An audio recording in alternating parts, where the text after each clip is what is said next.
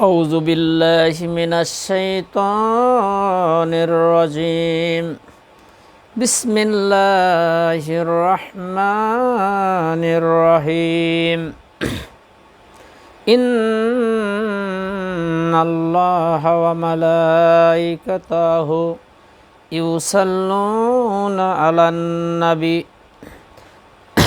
يا أيها الذين آمنوا صلوا عليه وسلموا تسليما اللهم صل على محمد وعلى آل محمد كما صليت على إبراهيم وعلى آل إبراهيم إنك حميد مجيد اللهم بارك على محمد وعلى آل محمد كما باركت على إبراهيم وعلى آل إبراهيم إنك حميد مجيد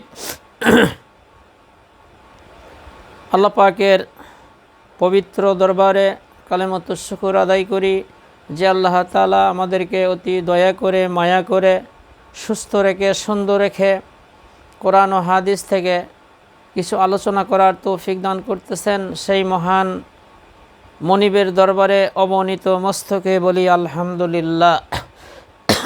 শতকোটি দরুদ ও সালাম নূরে মুজাসসাম সরকারি আলম আকিনাম তাজদারে মদিনা বিশ্ব মানবতার মুক্তির সনদ মজলুম মানুষের মুক্তির দিশারি আমাদের কলেজার চেয়েও যিনি প্রিয় মানুষ সেই মহা নবীর রওজা মুবারকে কলেজার সবটুকুন ভালোবাসা উজাড় করে দিয়ে অসংখ্য দরুদ ও সালাম সাল্লাল্লাহু আলাইহি সাল্লাম।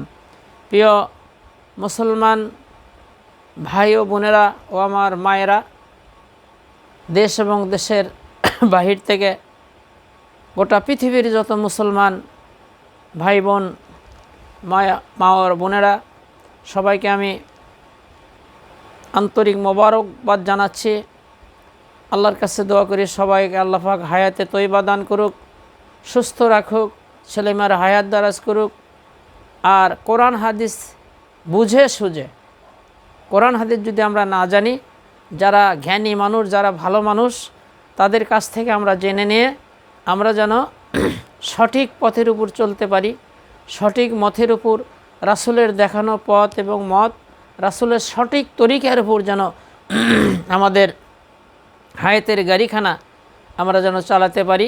কোরআন ও হাদিসের আলোকে যেন আমাদের হায়াতের গাড়িটা আমরা চালাতে পারি শেষ নিঃশ্বাস পর্যন্ত।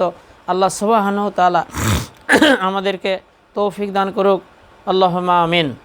প্রিয় মুসলমান ভাই ও বোনেরা ও আমার মায়েরা, আজকের আলোচনা হলো জান্নাতি নারী কারা হবে, তাদের স্বভাব চরিত্র, তাদের আমল আখলাক কীরকম হবে। আল্লাহ পাক যদি আমাকে তৌফিক দান করে মুক্তসার কিছু আলোচনা করব ইনশাআল্লাহ। আল্লাহ যদি আমাকে তৌফিক দান করে যে জান্নাতে যারা যাবে বা জান্নাতি যারা নারী হবে তাদের স্বভাব চরিত্র কেমন হবে, তাদের আখলাক চরিত্র আপনি পড়ে দেখেন। আল্লাহ পাক দুনিয়াতে থাকাকালীন যাদের জান্নাতের ঘোষণা দিয়েছিলেন, জান্নাতের সুসংবাদ দিয়েছিলেন, 10 জন সাহাবীকে আল্লাহ সুবহানাহু ওয়া তাআলা জান্নাতের সার্টিফিকেট দিয়েছে। দুনিয়াতে বেঁচে থাকাকালীন এরকম নারীদের মধ্যেও কিছু গুণবতী নারী আছে, বা জান্নাতের যারা জান্নাত পাওয়ার যারা অধিকার রাখে তাদের কিছু গুণাবলী নিয়ে আল্লাহ পাক যদি আমাকে তৌফিক দান করে মুক্তসার কিছু আলোচনা করব ইনশাআল্লাহ। প্রিয় মা ও বোনেরা, জীবনে তো আপনারা অনেক আলোচনা শোনেন, অনেক শোনেন অং ঢং। কারণ বর্তমান সমাজে মানে আসল কথাটা বলার ক্লিয়ার খুবই কম, মানে হক কথা বলার ক্লিয়ার খুবই কম। খালি মানুষের মন জোগান, টাকা পয়সা কেমনে ইনকাম করা যাবে, মানুষকে কেমনে আকৃষ্ট করা যাবে, দাওয়াত কেমনে বাড়ানো যাবে, মানে এই ধরনের মন মানসিকতা নিয়ে যদি আমরা আলোচনা করি তাহলে মানুষগুলো কখনো সঠিক দিন এবং সঠিক ইসলাম তারা বুঝতে পারবে না। এই জন্যে আমাদেরকে হক কথা বলতে হবে, সঠিক কথাগুলো বলতে হবে। ওই ব্যক্তির সে জালিম আর কে আছে যে কোরআন হাদিসকে লুকিয়ে রাখে নিজের স্বার্থের জন্যে। নাউজুবিল্লাহি মিন যালিক। প্রিয় মা ও বোনেরা খেয়াল করেন, লক্ষ্য করেন, আল্লাহর নবী বিশ্ব নবী জনাবে মুহাম্মদুর রাসূলুল্লাহ সাল্লাল্লাহু আলাইহি সাল্লাম মসজিদ নববীর মধ্যে নামাজ আদায় করতেছেন। হঠাৎ করে মা দৌড়ায় যায় আল্লাহর নবীকে বলতেছে, আব্বা যান তাড়াতাড়ি করে আসেন। আম্মা যান কেমন করে যেন মাটির মধ্যে গড়াগড়ি করতেছে। আব্বা যান তাড়াতাড়ি করে বাড়িতে আসেন। ছোট্ট মানুষ মা ফাতেমা রাসূলের কাছে যে কেঁদে কেঁদে বলতেছেন, দরদের নবী নামাজ শেষ করে মসজিদ নববীর মধ্যে থেকে বের হয়ে বাসার মধ্যে এসে দেখে খাদিজা মাটির মধ্যে গড়াগড়ি দিয়ে কান্না করতেছে। রাসূল বলে, খাদিজা গো, তোমার কি হয়েছে? তুমি এরকম করে কেন মাটির মধ্যে গড়াগড়ি দিয়ে তুমি কান্না করতেছ? মা খাদিজা বলে, ইয়া রাসূলুল্লাহ, ইয়া হাবিবাল্লাহ, আমি আসরের নামাজ আদায় করে আমি চক্ষুটা বন্ধ করে যখন আল্লাহর দরবারে আমি মোনাজাত করতেছিলাম, ইয়া রাসূলুল্লাহ, হঠাৎ করে অন্ধকার কবর আমার চোখের সামনে ভেসে উঠেছে। ইয়া রাসূলুল্লাহ, কবরের ভয়ে আমি গড়াগড়ি দিয়ে কান্না করতেছি। আমার প্রিয় মারা ও আমার বোনেরা, একটু খেয়াল করেন, লক্ষ্য করেন, যেই খাদিজাকে স্বয়ং আল্লাহ সালাম দিছে, সেই খাদিজার অন্তরের মধ্যে এত ভয়। খাদিজা কেঁদে কেঁদে বলতেছে, ইয়া রাসূলুল্লাহ, আমি কবরের মধ্যে একা একই কেমনে থাকবো? সাথী নাই, বাতি নাই, অন্ধকার কবর। ইয়া রাসূলুল্লাহ, ওই ভয়ে আমি কান্না করতেছি। আল্লাহর নবী চোখে পানি রাখতে পারে না, দাড়ি ভিজে ভিজে পড়তেছে চোখের পানিগুলো। বলে, খাদিজা গো, তুমি যদি আল্লাহর প্রেমিক হও, তুমি যদি আল্লাহর আশেক, আল্লাহর প্রেমিক বান্দি হও, তোমার কবর কখনো অন্ধকার হবে না রে খাদিজা, তোমার কবর নূরে নূরান্বিত হয়ে যাবে। সুবহানাল্লাহ। মা খাদিজা কান্না করতেছে, বলে, ইয়া রাসূলুল্লাহ, জীবনে তো আপনার কাছে কিছু চাই নাই, যদি আমি কিছু চাই আপনি কি আমাকে দিবেন? আল্লাহর নবী বলে, রে খাদিজা, চাইতে তো হয় আল্লাহর কাছে। খাদিজা বলে, ইয়া রাসূলুল্লাহ, আল্লাহর কি বউ আছে? কয় না। আল্লাহর কি ছেলে মেয়ে আছে? বলে না। তে সব জিনিস তো আল্লাহর কাছে চাইতে হয় না, চাওয়া যায় না। এমন একটা জিনিস আমি আপনার কাছে চাইব, দিবেন নাকি ওয়াদা করেন? আল্লাহর নবী বিশ্ব নবী বলে, খাদিজা রে, তুমি যদি আগে মরো। আল্লাহর নবী বিশ্ব নবী বলে, রে খাদিজা, তোমার আমি আবদারগুলো পূরণ করব। খাদিজা বলে, ইয়া রাসূলুল্লাহ, আমার তিনটা দাবি। এক নাম্বার দাবি হলে আমি যখন ইন্তেকাল করব, আমি যখন দুনিয়া ছেড়ে আমার প্রাণ পাখি যখন উড়ে চলে যাবে, আল্লাহর রাসূল, আপনি আমাকে আমাকে গোসল করায়া, ইয়া রাসূলুল্লাহ, আপনার গায়ের পুরাতন জুব্বা আমার কাফনের কাপড় বানাইয়া দিবেন। আল্লাহ রাসূলের চোখ থেকে পানি ঝরনার মতো পড়তেছে। আল্লাহ রাসূল বলে, খাদিজা গো, তুমি যদি আগে মরো আমি তাই করব। খাদিজা বলে, দ্বিতীয় নাম্বার দাবি হলো, ইয়া রাসূলুল্লাহ, কবর যখন খোঁড়া হয়ে যাবে, ইয়া রাসূলুল্লাহ, আপনি কবরের মধ্যে শুয়ে একটু গড়াগড়ি দিবেন। ইয়া রাসূলুল্লাহ, তিন নাম্বার আবদার হলো, আমার পক্ষ থেকে আপনি মুনকির নাকিরের সওয়ালের জবাবটা দিয়ে দিবেন। নবী আমার চোখে পানি রাখতে পারে না। আল্লাহর নবীর গাল বেয়ে বেয়ে চোখের পানিগুলো পড়তেছে। একদিন আল্লাহর নবী মা আয়েশা বর্ণনা করেন, গভীর রাত্রে আমি দেখি আল্লাহ রসুল আমার বিছানার মধ্যে নাই। আমি হাঁটি হাঁটি পা পা করে আমি মনে করলাম কোথায় নবী গেলেন। আমি হাঁটি হাঁটি পা পা করে মসজিদ নববীর দিকে গেলাম। যাই দেখি আল্লাহর রসুল দুইটা হাত তুলে চোখের পানি ছেড়ে দিয়ে কান্না করতেছে আর বলতেছে, আল্লাহ, কিয়ামতের ময়দানে কেউ কাকু যখন চিনবে না, ভাই তার ভাইকে দেখে দৌড় মারবে, বন্ধু তার বন্ধুকে দেখে ভয়ে পালাবে, স্বামী তার স্ত্রী দেখে পালাবে, কেউ কারু বোঝা বহন করবে না। ও আমার আল্লাহ, আমি যেন আমার খাদিজাকে হারায়া না যায়। রাসূলের দোয়া শেষ হয়ে গেল।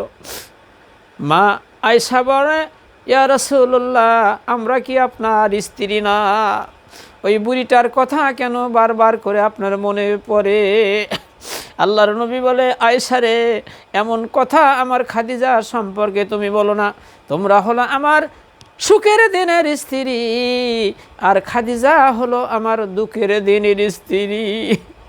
মক্কায় আশ্রয় দেওয়ার মতো যখন কেউ ছিল না, খাদিজা সমস্ত ধন সম্পদগুলো ইসলামের জন্য ব্যয় করে আমি নবীর সাথে নিকাহ হয়েছিল। আমি জীবনে কোনো দিন সুখ দিতে পারি নাই, ভালো খাবার দিতে পারি নাই। আমার খাদিজা এত ধনাঢ্য মহিলা ছিলেন, কিন্তু কখনো অহংকার করে নাই। এই খাদিজা এমন নারী ছিল। আয়েশা রে, খাদিজা সম্পর্কে এমন কথা বলো না। আমি ইসলামের দাওয়াত দিয়ে, কালেমার দাওয়াত দিয়ে আমি গভীর রাত্রে যখন বাড়িতে আসতাম, আমার খাদিজাকে এক ডাকের বেশি 2 ডাক দেওয়া লাগে নাই। আমি বললাম, খাদিজা গো, তুমি কি ঘুমাও না? খাদিজা বলে, ইয়া রাসূলুল্লাহ, ইয়া হাবিবাল্লাহ, আমি সামান্য খাদিজা, আমার কি দাম আছে? ইয়া রাসূলুল্লাহ, আপনি হলেন আল্লাহর নবী, বিশ্ব নবী, আপনি ইসলামের দাওয়াত দেন, কাফের বেঈমানেরা কত অত্যাচার করে, জুলুম করে। ইয়া রাসূলুল্লাহ, আমি যদি ঘুমায়ে পড়ি আর দরজায় এসে যদি খাদিজা খাদিজা বলে ডেকে যদি বিরক্ত হয়ে যান, কিয়ামতের ময়দানে আল্লাহ যদি ডাক দেয়, কয় রে খাদিজা, তোমার ঘুমের দাম বেশি না আমার নবীর দাম বেশি? ইয়া রাসূলুল্লাহ, ওই জন্য আমি ঘুমাই না। আমি এশার নামাজ আদায় করে দরজার সঙ্গে পিঠটা লাগাইয়া, ইয়া রাসূলুল্লাহ, আমি আল্লাহ পাকের তাসবিহ পড়তে থাকি আর অপেক্ষা করতে থাকি আমার স্বামী মুহাম্মদ কখন এসে আমাকে খাদিজা বলে ডাক দেবে। সুবহানাল্লাহ। আয়েশা রে, আমার খাদিজাকে এক ডাকের বেশি 2 ডাক দেওয়া লাগে নাই। আমার খাদিজা সম্পর্কে এমন কথা বলো না। আর আমার খাদিজাকে স্বয়ং আল্লাহ সালাম দিয়েছেন। আল্লাহর নবী 2 চোখের পানি ছেড়ে দিয়ে কান্না করতেছে, বলে, খাদিজা গো, তুমি যদি আগে মারা যাও। আর অনেক মূর্খ জাহেল তারা বলতেছে নবী আমার আগাম কথা জানে, নাউযুবিল্লাহি মিন যালিক। আল্লাহর নবী বলতেছে, খাদিজা, আপনি যদি আগে মারা যান, আমি 3টা ওসিয়ত আমি পূরণ করব ইনশাআল্লাহ। কিছুদিন পর মা খাদিজা ইন্তেকাল করলেন। নবী গোসল করাইয়া নিজের হাত দিয়া নবীর জুব্বাখানা খাদিজার কাফনের কাপড় বানিয়ে দিয়া, আল্লাহর নবী বিশ্ব নবী কবর যখন খোঁড়া হয়ে গেল, আল্লাহর নবী কবরের মধ্যে একটি গড়াগড়ি দিল। আল্লাহর নবী খাদিজা বেঁচে থাকাকালীন বলল, 3টা আবদার করলাম, আমি এর নিয়ম বুঝলাম না, আর উদ্দেশ্য বুঝলাম না। এবার খাদিজা বলে, ইয়া রাসূলুল্লাহ, আপনার পবিত্র শরীরের জুব্বা যদি আমার গায়ের মধ্যে কাফনের কাপড় থাকে, আমার মনের মধ্যে বিশ্বাস কবর আমাকে আযাব দিতে পারবে না, কবর আমাকে চাপ দিতে পারবে না। ইয়া রাসূলুল্লাহ, আপনি যদি কবরের মধ্যে একটু গড়াগড়ি দেন, আপনার পবিত্র শরীর যদি মাটি স্পর্শ করে, ইয়া রাসূলুল্লাহ, আমার মনের বিশ্বাস ওই কবর আমাকে চাপ দিতে পারবে না। ইয়া রাসূলুল্লাহ, এই জন্যে বলেছি, হয়তো আমি আল্লাহর কাছে কি মুনকির নাকিরের জবাব দিব, হয়তো আমি জানি না, আমার পক্ষ থেকে আপনি জবাব দিয়ে দিবে। খাদিজা ইন্তেকাল করলো। আল্লাহর নবী দাফন কাফন করে নিজের হাতে খাদিজাকে কবরের মধ্যে শোয়ে দিচ্ছেন। আল্লাহ রসুল চোখে পানি রাখতে পারে না। সাহাবীরা যখন দূরে সরে গেল, আল্লাহ রসুল কবরের মধ্যে খাদিজার মুখখানা কেবলার দিকে করে দিচ্ছিলেন, কেবলার দিকে মুখখানা করে দিচ্ছিলেন, কিন্তু মুখ ঘুরে আসমানের দিকে উঠতেছে, কেবলার দিকে মুখখানা থাকে না। দরদের নবী আমার চিন্তার মধ্যে পড়ে গেল, আমার খাদিজা কি অপরাধ করলো, কি গুনাহ করলো, এর কারণে আমার খাদিজার মুখ কেন কেবলার দিকে থাকে না?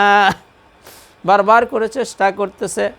কিছুক্ষণ পর আল্লাহ রব্বুল আলামিন জিব্রাইলকে পাঠিয়ে দিয়ে বলে, যাও তাড়াতাড়ি নবীর কাছে বলো, কিয়ামত পর্যন্ত যদি আমার খাদিজার মুখ কেবলার দিকে করে দেয় সম্ভব না, কারণ আমার খাদিজা আমি আল্লাহর উপর যে ঈমান আনছে, বিশ্বাস করছে, ইসলামের জন্যে সব কিছু ধন সম্পদগুলো বিলিয়ে দিয়েছে, আর আমার নবীকে যে ভালোবেসেছে, আমি আল্লাহ চাই না আমার খাদিজার মুখ সাধারণ কাবার দিকে থাকবে, কিয়ামত পর্যন্ত আমার খাদিজার মুখ আরশে আজিমের দিকে থাকবে। সুবহানাল্লাহ। জিবরাইল এসে বলে, ইয়া রাসূলুল্লাহ, খাদিজার মুখ কিবলার দিকে করে দিয়ে কোনো লাভ হবে না, হবে না, আপনি এই অবস্থায় থাক, কিয়ামত পর্যন্ত আরশে আজিমের দিকে খাদিজার মুখখানা থাকবে। আর খাদিজার মুনকির নাকিরের কোনো প্রশ্নর জবাবের কোনো দরকার নাই। সুবহানাল্লাহ। ও আমার মায়েরা, খেয়াল করেন, লক্ষ্য করেন আপনি কি করতেছেন। জান্নাতি মানুষ কারা? জান্নাতি মানুষ কি এক ওয়াক্ত নামাজ কাজা করে? জান্নাতি মানুষ কি, জান্নাতি মহিলারা কি কবরে যায় সেজদা করে? বলেন তো। কপাল পোড়া মুসলমান, খেয়াল করেন, লক্ষ্য করেন আমার কলেজার টুকরা মায়েরা, ও আমার বোনেরা, একটু খেয়াল করেন, লক্ষ্য করেন। আল্লাহর নবী ইন্তেকাল করেছে, তার স্ত্রী সাহাবাই কেরাম কি যায় কবরে সেজদা মারছে, নাউজুবিল্লাহ, দেখাতে পারবেন? নবীর জীবদ্দশায় লক্ষ লক্ষ সাহাবী ছিল, নবীকে তারা জানের থেকে প্রাণের থেকে বেশি ভালোবাসতেন, কিন্তু বলেন তো কোনো দিন কি নবী তাজিমি সেজদা করছিল? নাউজুবিল্লাহ। ও আমার পর্দানিশী মায়েরা, খেয়াল করেন, লক্ষ্য করেন, নবীর স্ত্রীরা কি হেই বাবা, হেই খাজা, হেই নবী কয়ে কি জিকির করছিল? এলা কোথায় পাইছেন? এগুলা হলো শয়তানি জিকির। এরা কখনো জান্নাতের ঘেরান পাবে না, জান্নাত তো দূরের কথা। ও আমার পর্দানিশী মায়েরা, খেয়াল করেন, লক্ষ্য করেন, মহিষী নারী কারা? জান্নাতি নারী কারা? তাদের আমলের মধ্যে কোনো শিরক থাকবে না, বেদাত থাকবে না, তারা একমাত্র আল্লাহর জন্যই আমল করবে। সুবহানাল্লাহ। আল্লাহ রাব্বুল আলামিন কোরআনুল কারীমের মধ্যে বলে, মুমিন ছাড়া কাউকে তোমরা বন্ধু রূপে গ্রহণ করো না। মুমিনের গুণ হলো 7টা 8টা। মুমিনের প্রথম গুণ হলো মুমিন 5 ওয়াক্ত সালাত আদায় করে খুশু বিনয়ের সাথে, 1 ওয়াক্ত সালাত কাজা করে না। আর আল্লাহ রাব্বুল আলামিন কোরআনুল কারীমের মধ্যে বলে, ভালো মানুষ হলো 4 শ্রেণী। 1 শ্রেণীর মানুষ হলো নবীন, সিদ্দিকিন, শুহাদা, সালেহিন। নবীদের কোনো পাপ নাই। সালেহিন বান্দা কাকে বলে? যার আমলের মধ্যে শিরক নাই, বেদাত নাই, কুফরি নাই, সুদ নাই, ঘুষ নাই, কি একদম নির্ভেজাল আমল, শিরক করে না, বেদাত করে না, কোনো কবরে সেজদা করে না, মান্নত করে না, কোনো ভণ্ড পীরের কাছে মাথা নত করে না, সেজদা করে না, মানে নির্ভেজাল আমল যাকে বলে, আল্লাহ বলে তারা হলো সালেহিন বান্দা, তাদের সঙ্গে তোমরা থাকো। আল্লাহ রাব্বুল আলামিন বলেন, মুমিন ছাড়া কাউকে বন্ধুরূপে গ্রহণ করো না। আপনি কার সাথে চলাফেরা করতেছেন, কার সাথে বন্ধুতা করতেছেন, একটু খেয়াল করেন, লক্ষ্য করেন। নামাজ নাই, কালাম নাই, ওযু নাই, গোসল নাই, পাক নাই, সাপ নাই, উল্টা পাল্টা কথা গুলো কয়, এর নাম মারে পথ। জোরে জোরে কন নাউযুবিল্লাহ, এর নাম হলো মারার পথ। আল্লাহর নবী, বিশ্ব নবী জনাবে মুহাম্মদুর রাসূলুল্লাহ 1 ওয়াক্ত নামাজ কাজা করে নাই। আর এই বেদাতপন্থী এরা কোথায় বলো যে নামাজ পড়া লাগবে না, নামাজ কায়েম করা লাগবে? উল্টা পাল্টা কথা বলতেছে।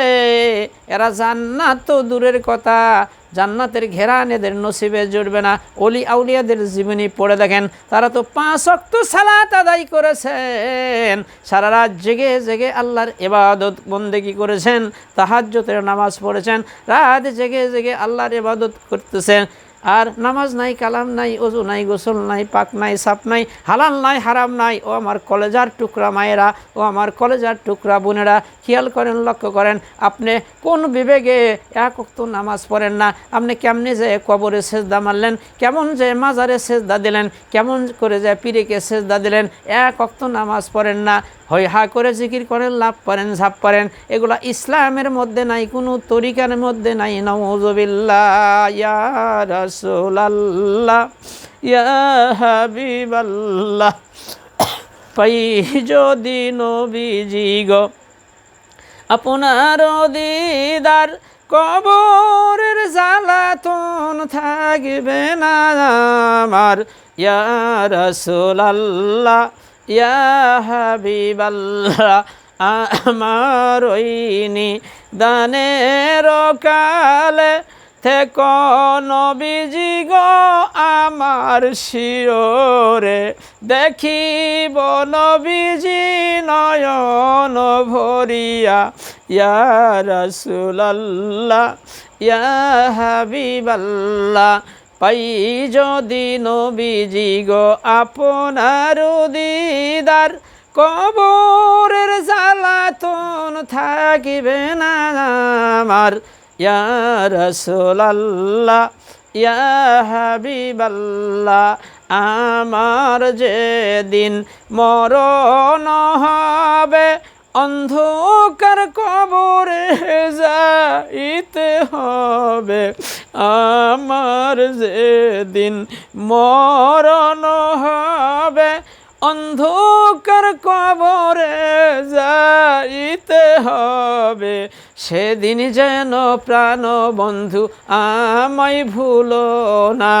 ইয়া রাসূলাল্লাহ ইয়া হাবিবাল্লাহ, পাই যদি নবীজি গো আপনারি দিদার, কবরের জ্বালাতন থাকিবে না আমার। ইয়া রাসূলাল্লাহ ইয়া হাবিবাল্লাহ, উম্মত অর্থ অনুসারী, যারা নবীকে অনুসরণ করে অনুকরণ করে চলে তারাই হলো নবীর উম্মত। কিয়ামতের ময়দানে এমন একটা দৃশ্য হয়ে যাবে, আল্লাহ রব্বুল আলামিন বলবে, বন্ধুরে তোমার সন্তান, ছেলে সন্তান আমি নিয়েছি, কিন্তু তোমাকে আমি একটা হাউজে কাউসার দান করেছি, এত সুমধুর, মধুর সে মিষ্টি, দুধের সেও সাদা, বরফের সেও ঠান্ডা। কিয়ামতের ময়দানে বিশ্ব নবী আল্লাহ ডাক দে বলবে, তোমার উম্মতগুলোকে হাউজে কাউসারের পানি পান করাও। সুবহানাল্লাহ। আল্লাহর নবী বিশ্ব নবী জনাবে মুহাম্মদুর রাসূলুল্লাহ এবং সাহাবী উম্মতানিকে হাউজে কাউসারের পানি পান করাবে। হঠাৎ করে একটা পর্দা পড়ে যাবে, ঢেকে যাবে, আর দেখা যাবে না। ফেরেশতারা বলবে, রব আল্লাহর নবী বিশ্ব নবী মুহাম্মদুর রাসূলুল্লাহ এদেরকে আপনি হাউজে কাউসারের পানি দিয়েন না, আল্লাহর নিষেধ। আপনি দুনিয়া থেকে বিদায় নেওয়ার পরে, ইন্তেকালের পরে এরা বেদাত চালু করেছিল, নতুন আমল চালু করেছিল, শিরক বেদাত করেছে, কুফরি করেছে, এদেরকে ইয়া রাসূলুল্লাহ আপনি পানি দিয়েন না, হাউজে কাউসারের পানি দিয়েন না। এরা আল্লাহকে বাদ দিয়ে মানুষকে সেজদা করেছে, কবরে মাজারে তারা সেজদা করেছে, শিরক করেছে, বেদাত করেছে, নতুন জিকির আজগার তারা চালু করেছে। ইয়া রাসূলুল্লাহ এদেরকে আপনি হাউজে কাউসারের পানি দিয়েন না, নাউযুবিল্লাহ। শুধু তাই নাই, কিয়ামতের ময়দানে এমন দৃশ্য হয়ে যাবে, নবী ছাড়া এমন প্লেয়ার নাই যে একটু উপকার করবে। আর আমার কপাল পরা মা বোনেরা, আপনি কার উপর ভরসা করে নামাজ ছেড়ে দিলেন, পীরের উপর ভরসা করে, অমুকের উপর ভরসা করে আমল ছেড়ে দিলেন যে কিয়ামতের ময়দানে আমাকে শাফায়াত করবে, সুপারিশ করবে। জোরে জোরে কন্যা নাউযুবিল্লাহ। এমন কোনো বাপের বেটা নাই। আল্লাহ রব্বুল আলামিন যদি অনুমতি না দেয়, পাওয়ার না দেয়, কেউ কাকু শাফায়াত করতে পারবে না। কিয়ামতের ময়দান এমন একটা দৃশ্য হয়ে যাবে, কেউ কারো দিকে তাকানোর সুযোগ পাবে না। আমার পর্দানিশি মায়েরা, কোন পীরের উপর কার উপর আশা করে আপনি বসে আছেন, কোনো তো খবরই থাকবে না। আল্লাহ রসুল বলে, কিয়ামতের ময়দানে ভাই তার ভাইকে দেখে পালাবে, কেউ কারো দিকে তাকাতে পারবে না। শুধু আমাদের নবী ছাড়া যত নবী আছে ইয়া নাফসি বলে সেজদার মধ্যে পড়ে যাবে, তাদের উম্মতের কথা ভুলে যাবে। আর আপনি কার উপর ভরসা করে নামাজ ছেড়ে দিলেন, রোজা ছেড়ে দিলেন, ইবাদত বন্দেগী ছেড়ে দিলেন, কবরে যায় সেজদা মারতেছেন, কবরে মান্নত করতেছেন, ওই পীরেক সেজদা করতেছেন। এগুলা কোন মারফতের মধ্যে আছে? এগুলা হলো মরার পথ, নাউযুবিল্লাহ। আল্লাহ রসুল বলে, কিয়ামতের ময়দানে এমন একটা দৃশ্য হয়ে যাবে, কেউ কারো দিকে তাকাবে না। কিন্তু সহিহ বুখারীর হাদিস, আল্লাহ রসুল বলে, মান তাশাব্বা বিকাউমিন ফাহুয়া মিনহুম ওয়াহুল বুখারী, যে জাতিকে অনুসরণ করবে, অনুকরণ করবে, ভালোবাসবে, মহব্বত রাখবে, তার সাথেই তার হাসর হবে। সেই লোকটা যদি ভালো হয়, কি বলেন? আপনি কার সাথে ঘুরতেছেন, কার সাথে বন্ধুত্ব করতেছেন, কি করতেছেন, কার কথা শুনে? কোরআন নাই, হাদিস নাই, দলিল নাই, নামাজ পড়া লাগবে না, এটা করা লাগবে না, সেটা করা লাগবে না, কি কন? এগুলা কোথায় পাইছেন? আউলিয়াদের হাজার হাজার জীবনী আমি পড়ছি, এলমে তাসাউফের উপর 20 বছর ধরে গবেষণা করি। এই যে তরিকা বলতে হলো আল্লাহর রাসূলের পথ, কি বলেন? তরিকা মানে রাস্তা, আর সুন্নত মানে নিয়ম, আপনার জিকির, আপনার তসবিহ তাহলিম, আপনার নামাজ কালাম যত যা আছে রাসূলের জীবন থেকে গ্রহণ করতে হবে। আমার মায়েরা খেয়াল করেন, লক্ষ্য করেন, যারা আল্লাহর প্রেমিক, যারা আল্লাহর বন্ধু, তারা কখনো কবরে মাজারে সেজদা করতে পারে না, ওখানে মান্নত করতে পারে না, ওরা কোনো মানুষের কাছে মাথা নত করতে পারে না। তারা ভালোবাসে শুধু যারা আল্লাহর প্রেমিক, আল্লাহর বন্ধু, তাদেরকে আল্লাহকে পাওয়ার জন্য সুবহানাল্লাহ দেখতে হবে। আল্লাহ রব্বুল আলামিন বললেন, মমিন ছাড়া কাউকে বন্ধুরূপে গ্রহণ করো না। মমিন এক ওয়াক্ত নামাজ কাজা করে না। আর ভালো মানুষ হলো নবীন, সিদ্দিকিন, সুহাদা, সলেহীন। সলেহীন বান্দা, তার আমলের মধ্যে কোনো শিরক নাই, বেদাত নাই, কুফুরি নাই, সুদ নাই, ঘুষ নাই, একবারে নির্ভেজাল মানুষ। আল্লাহ বলছে কুনু মা সাদিকিন, ওদের সঙ্গে থাকো। আর আল্লাহ বলে তুমি যেটা জানো না, কি কও, তুমি যেটা জানো না, যে জানে তাহাকে জিজ্ঞাসা করো। ভালো মানুষের কাছে যাও, কি বলেন, তার থেকে জিজ্ঞাসা করে তুমি জেনে নাও, আমল করো, এটাই তোমার ওস্তাদ। আল্লাহ রাব্বুল আলামিনের হাবিব বিশ্বনবীকে আল্লাহ আগে নামাজ শেখায় নাই, জিকির শেখায় নাই, কোনো কিছু শেখায় নাই। আল্লাহ রব্বুল আলামিন সর্বপ্রথম যে ওহী নাজিল করেছে সেটা হলো সূরা আলাক, ইকরা বিসমি রব্বিকাল্লাযী খালাক। হে নবী, পড়ো তোমার প্রভুর নামে যিনি তোমাকে সৃষ্টি করেছে। সুবহানাল্লাহ। তাহলে আমরা যদি না চিনি, বর্তমান সমাজে এমন অবস্থা হয়ে গেছে, আমার মা বোনেরা খেয়াল করেন, লক্ষ্য করেন, তরিকা মানে নিয়ম বা পথ রাস্তা, কি বলেন, তরিকা লওয়া লাগবে, পীরের মুরিদ লওয়া লাগবে, মাজার বানান লাগবে, মান্নত করা লাগবে। কোথায় পাইছেন? কোরআন হাদিসের মধ্যে কোথাও নাই যে আপনার পীরের মুরিদ নিতে হবে। কিন্তু বায়াতের কথা ছিল, যখন ইসলামী স্টেট কায়েম ছিল, আল্লাহ রাসূলের কাছে বায়াত গ্রহণ করেছে। সূরা মুমতাহিনা আয়াত নাম্বার 12। মহিলারাও আল্লাহ রাসূলের কাছে বায়াত গ্রহণ করেছে। 1 নাম্বার হলো আল্লাহর সাথে শিরক করব না, 2 নাম্বার চুরি করব না, 3 নাম্বার জেনা করব না, 4 নাম্বার কারো অপবাদ রচনা করব না, 5 নাম্বার খাওয়ার ভয়ে সন্তান হত্যা করব না, 6 নাম্বার ন্যায্য ব্যাপারে রাসূলের অবাধ্য হব না। আল্লাহ ডাক দেখয়, নবী গো, এই মহিলাগুলা যদি আপনার কাছে আসে, এই 6টা শর্ত যদি মেনে নেয়, তাদের বাইয়াত কবুল করেন, সুবহানাল্লাহ, তাহলে সর্বপ্রথম তো আপনি শিরকি আগে করেন। বুখারী শরীফের হাদিস, আল্লাহ রসুল বলে কোনো মাজারে কবরে মহিলারা যাবে না। ওই মিয়া তুমি কিসের তরিকা? রাসূল যেখানে নিষেধ করেছে, এই যে বায়াতের 6 নাম্বার শর্ত, এটা কিন্তু ইসলামিক স্টেট যখন কায়েম থাকবে, ইসলামী শাসন যখন কায়েম থাকবে, তখন কিন্তু এই বায়াতটা থাকবে। আর আপনি যেটা জানেন না, যে জানে জ্ঞানী মানুষ, তার থেকে শিখে নেবেন, এটাই আপনার ওস্তাদ। আর ভালো মানুষের সাথে চলাফেরা করবেন। কোরআন পড়ে দেখেন, ইহদিনাস সিরাতাল মুস্তাকিম, আল্লাহ আমাকে এমন একটা পথ দেখাইয়া দেন, সোজা সরল পথ আমাকে দেখে দেন। সিরাতাল্লাযিনা আনআমতা আলাইহিম, ওই পথটা আমাকে দেখান যেই পথে আপনার প্রিয়জন গেছে চলি। যত গুণগান হে চিরমহান, তুমি যে অন্তরজামী, মুলুকে ভুলুকে সবারই ছাড়িয়ে তোমারই চরণে পড়ি গো লুঠিয়ে। মুলুকে ভুলুকে সকল ছাড়িয়ে তোমারই চরণে পড়ি গো লুঠিয়ে। যত গুণগান হে চিরমহান, তুমি যে অন্তরজামী, ওই পথে আমায় চালাও গো আল্লাহ, যে পথে তোমার প্রিয়জন গেছে চলি। তুমি কার সাথে বন্ধুতা করো, কার সাথে ঘোরাফেরা করো? নামাজ নাই, কালাম নাই, অজু নাই, গোসল নাই, পাক নাই, সাপ নাই, হালাল নাই, হারাম নাই, এরকম একটা ভণ্ড লোকের সাথে তুমি বন্ধুত্ব করো, এমন একটা বন্ধুর সাথে তুমি চলাফেরা করো। আল্লাহ রব্বুল আলামিন কোরআনুল কারীমের মধ্যে ঘোষণা করে, বন্ধু হলো আমাদের 3 জন। একজন হলো আল্লাহ, 2 নম্বরে আমাদের রাসূল, 3 নম্বরে হলো যারা মুমিন ব্যক্তি। মুমিন ছাড়া কাউকে বন্ধুরূপে গ্রহণ করা যাবে না। আর দুনিয়ার চলাফেরার ক্ষেত্রে ওই বন্ধু তো সবথেকে ভালো, যে আমাকে বেশি বেশি দাওয়াত খাওয়ায়, এটা ওটা কিনে দেয়, অনেক হেল্প করে। কিন্তু আমি যাই করি, ভুল করি আর শুদ্ধ করি, সব হলো হ্যাঁ ঠিকই আছে, কি কন, সব ঠিক, যা করে তাই সব ঠিক। ওটা বন্ধু না শত্রু? জোরে জোরে কন নাউযুবিল্লাহ। মানে আমি যা করি, কি কন, কিছুই কয় না, কয় সব ঠিক আছে।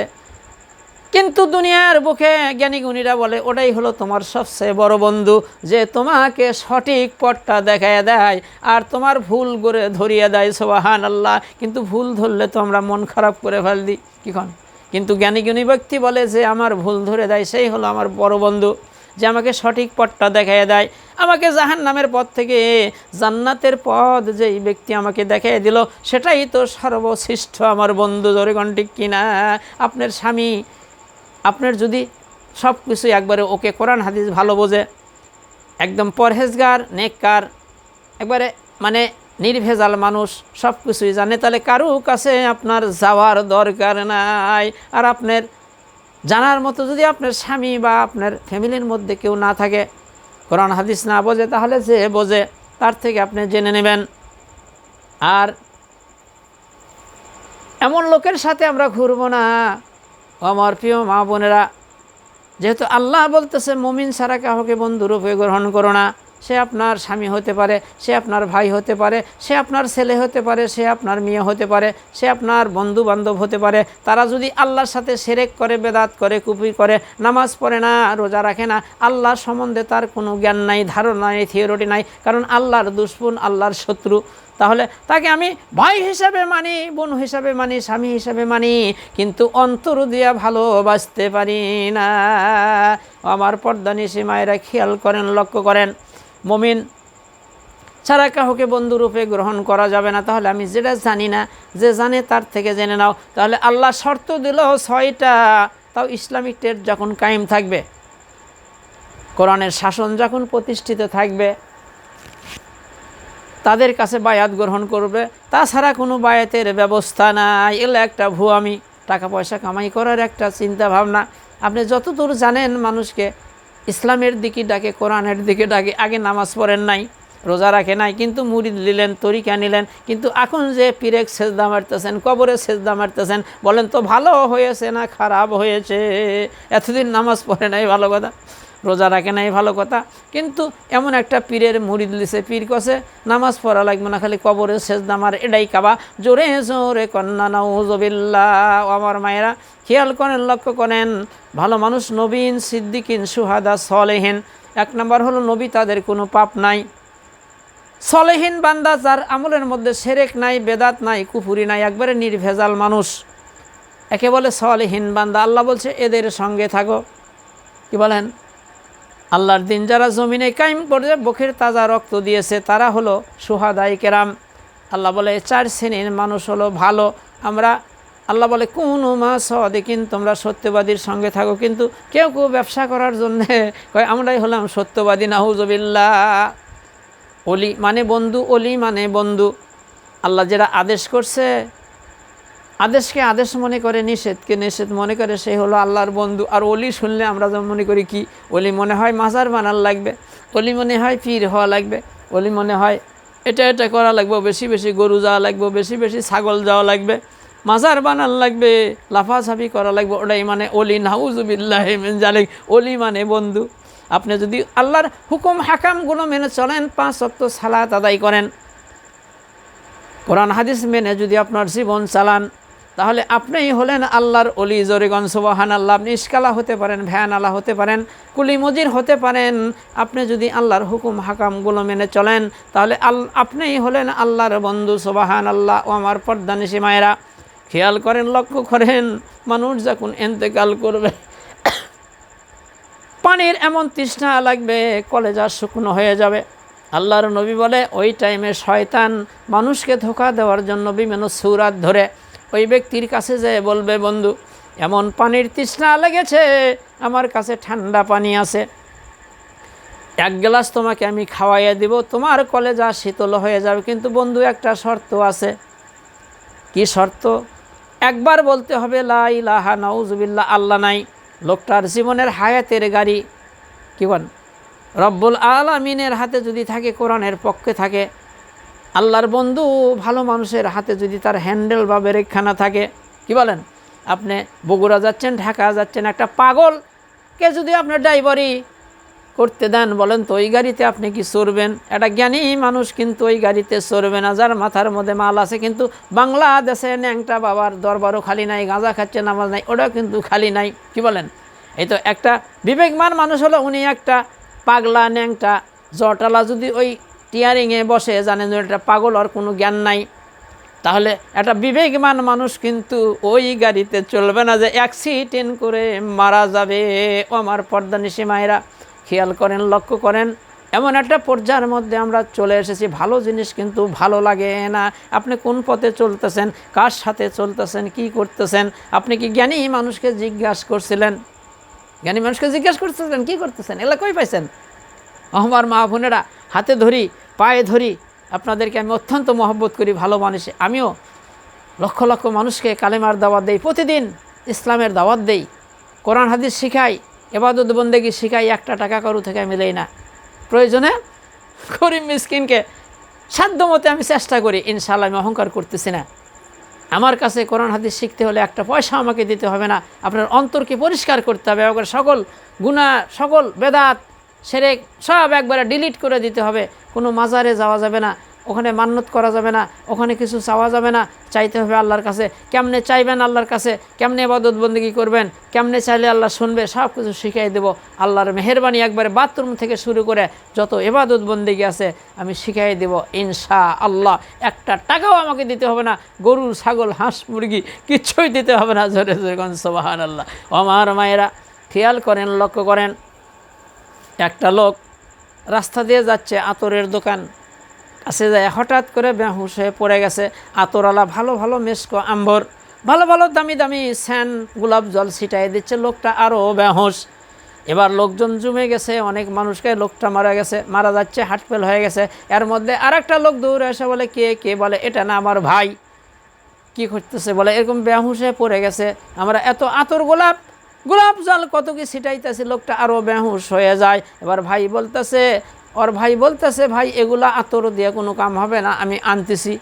উনি দূরে থেকে কি যেন কাগজের মধ্যে করে নিয়ে আসে, যেই লাকে ধরছে, লোকটা উঠে বসে পড়ছে। এবার বলল, ভাই আমরা এত দামি দামি মেডিসিন দিলাম, দামি দামি আতর দিলাম, আপনার ভাই বেহুশ হয়ে যায়, আপনি কি দিলেন এত বড় দামি মেডিসিন? বলে এটা হলো কুকুরের গু। জোরে কর নাউজুবিল্লাহ। কিসের গু? এটা হলো কুকুরের পায়খানা। কারণ আমরা হলাম যাতে সুইপার, আমাদের টয়লেট পরিষ্কার করতে করতে আমাদের লাখের অবস্থা এরকম হয়ে গেছে। কারণ মেশকো আম্বর আমরা সহ্য করতে পারি না। কি বলেন? এই জন্যে আমাদের লাখ এমন হয়ে গেছে, আমাদের চোখ এমন হয়ে গেছে, এমন পর্দা পড়ে গেছে, কোরআন হাদিসের কথা আমরা বুঝি না, মানি না, আমাদের কলবের মধ্যে ঢুকে না। আমরা এই যে হই হাই হায় হায়, মাজারে গেল, নামাজ নাই, কালাম নাই, অজু নাই, গোসল নাই, পীরে সেজদা দিল, কবরে সেজদা দিল, মান্নত করলো, জীবনটা শেষ করে দিলেন। মেশকো আম্বর কিন্তু আপনাকে ভালো লাগে না। আল্লাহর জাতের কসম করে বলতে পারি, এগুলো কোনো নবীর তরিকা না, কোরআন হাদিসের মধ্যে এগুলো কোথাও নাই। আল্লাহর জাতের কসম করে বলতে পারি, যারা আল্লাহ শিরক করে, বেদাত করে, জান্নাতও দূরের কথা, জান্নাত ঘেরান তাদের নসিবে জুটবে না, তাদেরকে আল্লাহ অনন্তকালের জন্যই জাহান্নামে নিক্ষেপ করে দেবে। নাউজুবিল্লাহ। আমার মায়েরা, আমার পর্দা নিশি মায়েরা, খেয়াল করেন, লক্ষ্য করেন, আপনারা যাবেন, যেহেতু আল্লাহ কোরআনে বলছে, তুমি যেটা জানো না, যে জানে তার থেকে জেনে নাও। কিন্তু যার কাছে জানতেছেন সেই লোকটা হতে হবে ভালো। লিমা তাকুলু মা লা তাফআলুন। আল্লাহ বলে, যে আমল তোমার মধ্যে নাই, এই কথাটা তুমি মানুষের কাছে কেন বলো? কি বলেন? আপনার আখলাক চরিত্র ভালো হবে, আপনি বন্ধু বানাবেন কার সাথে, চলবেন কার সাথে। কোরআন হাদিসের মধ্যে সব আছে। মান তাসাব্বা বিকাউমিন ফাহুয়া মিনহুম ওয়াহুল বুখারী। আল্লাহ রসুল বলে, যে জাতি যে জাতিকে অনুসরণ করবে, অনুকরণ করবে, ভালোবাসবে, মহব্বত করবে, তার সাথেই তার হাসর হবে। মালটা যদি ভালো হয়, মালটা যদি কি হয়, ঠিক আছে, মালটা যদি কি হয়। আমার মায়েরা, খেয়াল করেন, লক্ষ্য করেন, কিয়ামতের ময়দান এমন একটা দৃশ্য হয়ে যাবে, আপনি কার পাশে চলতেছেন, কোন পীরের মুরিদ লিছেন, সে কি বেদাতপন্থী না শিরকপন্থী? কি বলেন? কিসের তরিকা? আপনি কোরআন হাদিস শিখলেন, ইসলামের বুনিয়াদগুলো শিখলেন, আপনি আমল করেন, আপনি জান্নাতে চলে যাবেন। এ থেকে জান্নাত মহিলা নারীদের আমি গুণাগুণগুলো বললাম, তারা কি জীবনে এক ওয়াক্ত নামাজ কাজা করছে? ফাতেমা কি এক ওয়াক্ত নামাজ কাজা করছে? আসিয়া কি এক ওয়াক্ত নামাজ কাজা করছে? মরিয়ম কি এক ওয়াক্ত নামাজ কাজা করছে? মা আয়েশা কি এক ওয়াক্ত নামাজ কাজা করছে? মা ফাতেমা কি এক ওয়াক্ত নামাজ কাজা করছে? বলেন তো, তারা কি কোনো কবরে বা মাজারে যায় সেজদা মারছে? তারা কি নবীকে যায় সেজদা মারছে? কি কারণ নবীর থেকে কি বড় কেউ আছে? নবীর জামানায় তো অনেক ভক্তবৃন্দ ছিল, নবীর অনেক মহিলা ছিল, অনেক পুরুষ ছিল। কেউ কি দেখাতে পারবেন যে নবী যায় সেজদা দিছে এবং কবরে যায় সেজদা দিছে? নাউজুবিল্লাহ। এগুলা কোথায় পাইছেন? এগুলো হলো একটা ভণ্ডামি আর শয়তানি। আমার পর্দানিশী মায়েরা, হাতে ধরি পায়ে ধরি জীবনটারে শেষ করে দিয়েন না, তওবা করেন আল্লাহর কাছে। সেরেক তো আল্লাহ মাফ করে না। আমার আলোচনা শুনে আল্লাহর কাছে যদি বলেন, আজ থেকে মোজাম্মেল ভাইয়ের আলোচনা শুনে আমরা জানি নাই কবরে আমরা মান্নত করছি, কবরে সেজদা করছি, পিরেক সেজদা করছি, আমরা কবরে যে মেলা কিছু চাচ্ছি, আল্লাহ বুঝতে পারি নাই, আল্লাহ আমাকে ক্ষমা করে দেন। ও আমার পর্দানিশী মায়েরা, আপনার কি চাইতে হবে, কি পাইতে হবে? আপনি গভীর রাত্রে ওঠেন, সবাই ঘুমিয়ে পড়েছে, আপনি অজু করে কয়েক রাকাত নফল নামাজ পড়ে আল্লাহর দরবারে দুখানে হাত তুলে আল্লাহর দরবারে ফরিয়াদ করেন, আল্লাহ আপনার মনের মাকসুদগুলো পুরা করে দিবে। আর কপাল পোড়া মা বোনেরা, আল্লাহর কাছে না চাইয়া যারা মরে যায়, পচে যায়, কি বলেন, তার কাছে যে চাচ্ছেন উনি আপনাকে কি দেবে? কিয়ামত পর্যন্ত যদি মাজারে কবরে যে সেজদা দিয়ে দিয়ে কপাল ফাটাইয়ে দেন, আপনাকে এক জাররা উপকার করতে পারবে না। এগুলা হলো ধোকা দিয়ে মাজার টাজার বানিয়ে মানুষের থেকে কিছু টাকা পয়সা কামাই করার একটা সোর্স। আমার কথা না, আমাকে গালমন্দ করেন না, কোরআনের কথা। আল্লাহ সূরা তওবার মধ্যে বলে, এরা দরবেশ সেজে, পাদ্রী সেজে, বৈরাগ্য সেজে, ধর্মের যাজক সেজে বাতিল পন্থায় মানুষের টাকাগুলো খাবে। এই ব্যবসা যদি থাকতো তাহলে রাসূলের কবেরও মান্নত হতো, ওখানে উরুস হতো, জিকির হইতো। আর আল্লাহ জিকির আপনারা কোথায় পাইছেন?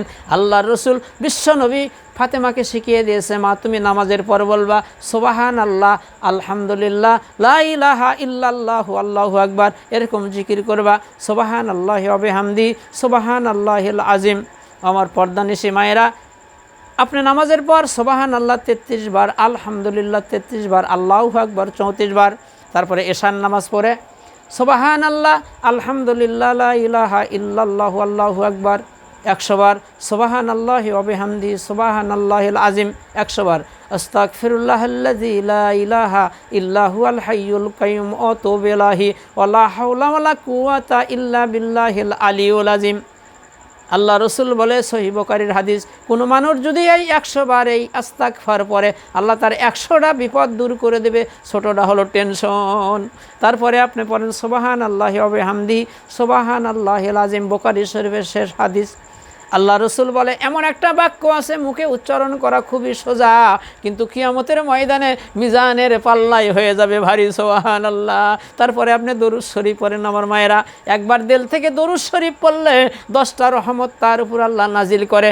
100 বার যদি আপনি দিল থেকে আপনি দরুদ শরীফ পড়েন নবীর প্রতি, 1000 করে রহমত প্রতিদিন আপনার বাসার উপর পতিত হবে। আর আপনি ওগুলা না করে ওই যে মাজারে যায় মাথা কুটে সেজদা মারতেছেন, বাবা বাবা করতেছেন, কবরের চতুর্পাশ দিয়ে ঘুরতেছেন আর সেজদা মারতেছেন, ওই পীরেকও সেজদা মারতেছেন। আল্লাহর জাতের কসম করে বলতে পারি, মনের আশা তো পূরণই হবে না।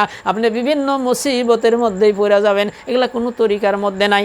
আপনি ভালো মানুষের কাছে যাবেন, যারা জ্ঞানী মানুষ, ভালো মানুষ, তাদের থেকে কোরআন হাদিস শিখে নেবেন। যেহেতু আল্লাহ কোরআনে বলেছে, তুমি যেটা জানো না, যে জানে তার থেকে জেনে নাও।